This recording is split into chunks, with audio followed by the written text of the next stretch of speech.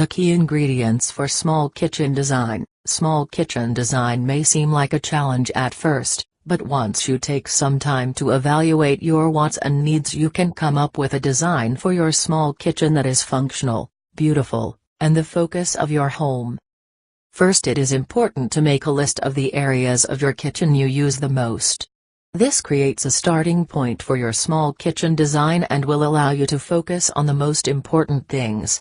Do you like to bake? Is an espresso machine important in your daily life? Are stainless steel appliances a must-have? Do you like to use a blender or juicer every day? Would you like a kitchen island? What type of kitchen lighting would you like? Are you thinking of tile flooring or hardwood flooring, granite or stainless steel countertops? Start making a list of the items you use every day. These items will become the foundation of your kitchen design. Just because it is small doesn't mean you have to miss out on the things you want most.